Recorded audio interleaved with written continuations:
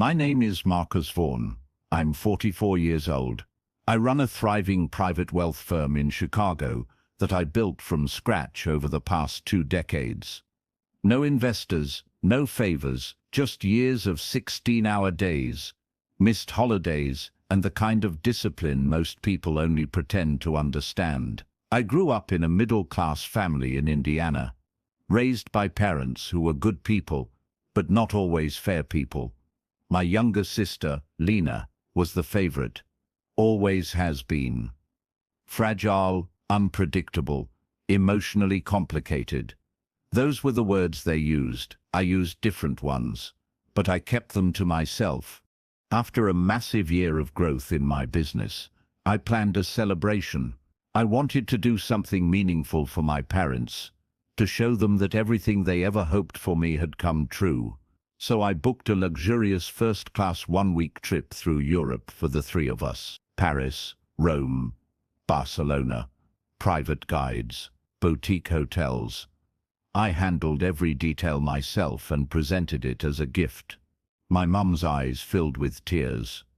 My dad clapped me on the back and said, "You never stop surprising us, son." For a moment I felt seen. Then, 2 weeks later, I got the call. My mother's voice was apologetic, hesitant. "Marcus, your sister's been going through a really tough time. We were thinking, maybe we let Lena take our spot on the trip, just for her to reset. She really needs it." I didn't interrupt her, I didn't raise my voice. I just let the silence do the talking while they explained how strong I was and how Lena could use this more. They spoke like it was noble, like it made sense, like they hadn't just stripped meaning from a gift I planned with love. When I finally spoke, my voice was calm. "If that's what you think is best," I said, "go ahead." They thanked me like I was doing them a favor, like I was sacrificing out of generosity. What they didn't see, what they never saw, was that this time, I wasn't sacrificing anything, I was learning. That night, I sat in my office, staring at the itinerary I had printed on thick ivory paper. I remembered the pride I felt handing it to them, imagining our laughter, the photos, the memories. But that version of the trip no longer existed, and the man who had offered it, he was gone too. Something inside me changed that day. Not into bitterness, but into clarity. They had made their choice. Now I would make mine. The days that followed were quiet, but something inside me was storming. I kept playing the scene over in my head, how easily they gave my gift to someone else, how natural it seemed to them to replace me in the story I had written. It wasn't the first time, but it was the first time I stopped explaining it away. The truth was simple.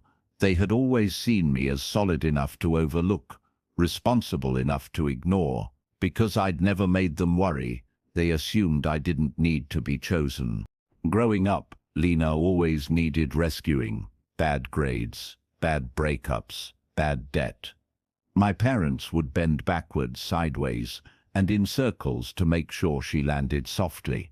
Meanwhile, I was told to understand, to be patient, to let her have this one. At the time, I swallowed it. I thought it was maturity. But looking back, I see what it really was.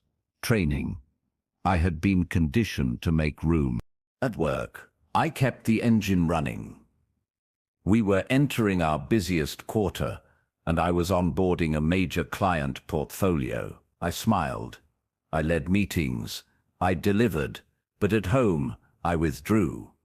Calls from my parents went unanswered. Lena texted a photo of her in front of the Eiffel Tower with the caption, "Thanks again, big bro." I didn't reply. I wasn't angry. I just didn't have the bandwidth for pretend gratitude. I started journaling late at night, something I hadn't done in years.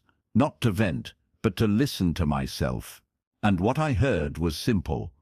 I was done being the dependable son who always stood on the sidelines. I didn't need applause. I didn't crave revenge.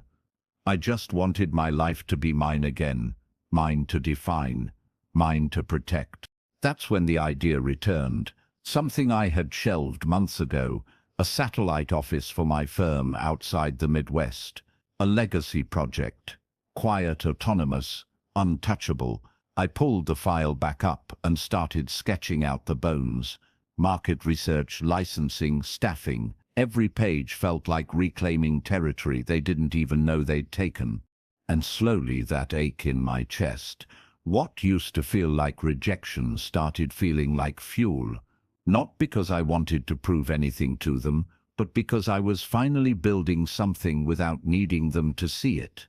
I chose Denver, not just for the growth potential, but because no one in my family had ties there.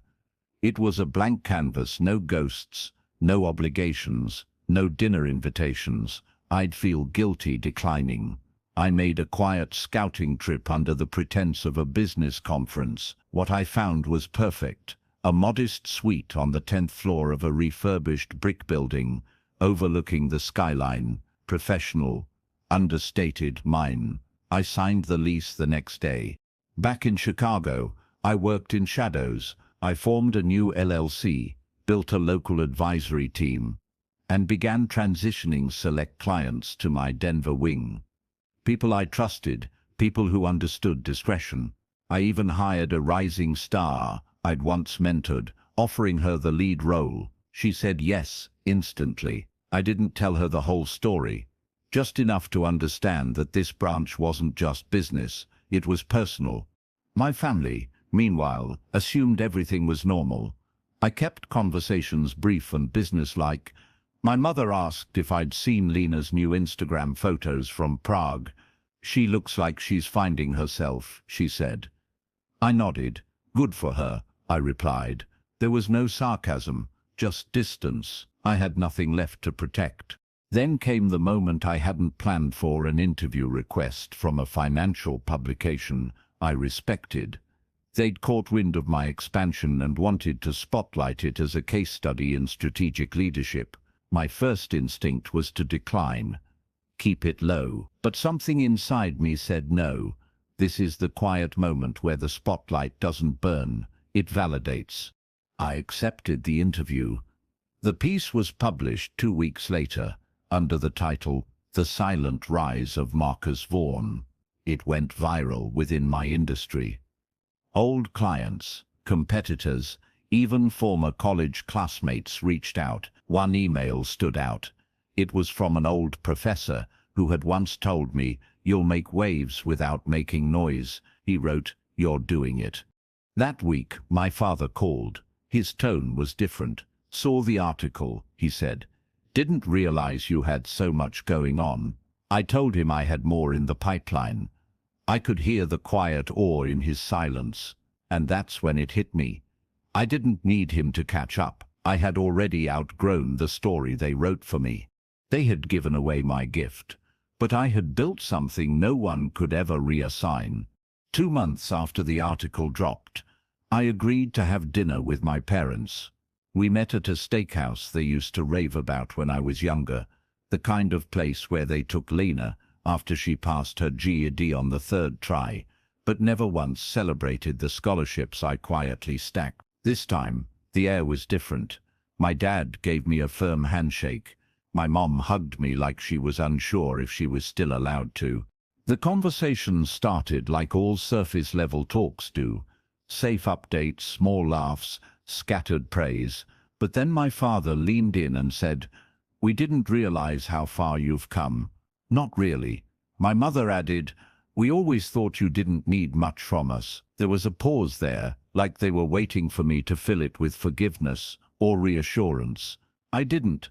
I just let it hang. "I needed you to see me," I said plainly. "Not for my trophies or my titles, but as someone worth choosing." My mother's eyes welled up. She reached for her water glass, but said nothing. My father nodded once, eyes lowered, no excuses, no rewrites, just a moment of uncomfortable, necessary truth. It wasn't revenge, it was recognition. They asked if I was still close with Lena. I told them we talked occasionally, that she seemed to be doing better, and I meant it. There was no venom in my voice, Just boundaries. Lena had been raised on the soft cushions of second chances. I had built my life on granite. We were different by design, not accident. After dinner, my father stood to pay the bill. I gently stopped him. "I've got this." He smiled faintly. "Of course you do," he said. But this time, there was no condescension in it. Just reality. They had watched their son build an empire in silence. Now they were witnessing it, and they couldn't look away. I walked to my car that night with something I hadn't felt in years. Not pride, not satisfaction, but release. For the first time, their approval didn't matter. I wasn't building for applause anymore. I was building because I could. Lena moved back in with my parents 3 months later. Another failed lease, another unfinished certification course. I didn't find out through them. I found out through a mutual cousin who assumed I was already in the loop. When I asked my mom about it, she gave me a careful version of the truth. "She's trying," she said. "She just needs a little support right now." It was a familiar chorus, but this time I didn't offer advice or funds or fixes. I simply said, "I hope she figures it out." The old version of me would have stepped in, written checks, connected her with job leads, tried to hold her life together, but I wasn't that man anymore. I wasn't their safety net, and I wasn't her shadow. I had stopped managing other people's expectations and started protecting my peace. It felt clean, not cold, just honest. That same month, my Denver office broke even 3 months ahead of schedule. We landed 2 major accounts and were already talking about a 3rd branch in Atlanta. My managing partner called me one morning and said, "You built something real out here, Marcus." I leaned back in my chair, stared at the skyline, and realized how far I had come, without noise, without drama, and without needing anyone to clap. And then the irony arrived. My father, in a rare moment of vulnerability, asked me if I could sit down with Lena and talk some sense into her. I declined. Calmly, respectfully. "That's not my role anymore," I said. "She needs to want change for herself." He didn't argue. He just exhaled and said, "You're right. I think we leaned too hard on you for too long."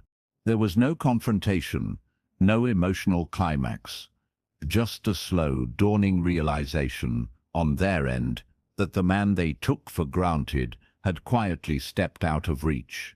Not out of spite, but because he finally understood his value. And once you understand your value, you stop offering it to people who treat it like an obligation.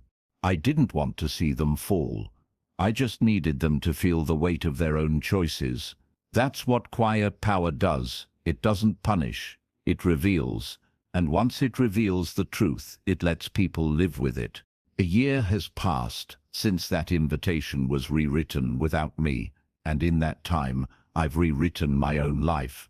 Not in grand gestures or public announcements, but in the way I walk into a room, the kind of peace I carry, and the silence I've learned to keep when others expect noise. I'm no longer trying to explain myself to people who never tried to understand me. I've outgrown that need, like an old suit that no longer fits. I visit my parents every few months now. The conversations are lighter, shorter, and strangely more respectful. They don't ask about my business as much anymore, not because they don't care, but because they finally grasped that what I built is beyond their reach. And that's okay. Not every story ends with full reconciliation. Some just settle into truth. Lena is still finding herself. And while I don't cheerlead anymore, I also don't resent her. I want her to succeed. I just no longer think it's my job to carry her there. She and I have exchanged a few messages, surface level, polite, and for now, that's enough. Relationships don't have to be close to be complete. Sometimes peace looks like space. I've taken that Europe trip, by the way, on my own terms. No one else's shadow, no one else's hands rewriting my itinerary. I stood under the Eiffel Tower, walked through the Roman Forum, and sat alone by the canals in Venice with a journal in my lap and no urge to explain myself to anyone. It wasn't the trip I originally planned, it was better. Because it belonged to me. Sometimes the loudest victories are the quietest ones, not the ones that involve applause or confrontation, but the ones where you simply choose yourself, consistently, quietly, and without apology. That's the revenge they never see coming. That's the redemption no one can take away. So if you're watching this and you've ever been replaced, ignored, or expected to step aside, don't fight for your spot at someone else's table. Build your own table, and when they finally ask to sit with you, you'll be able to choose not from bitterness, but from power.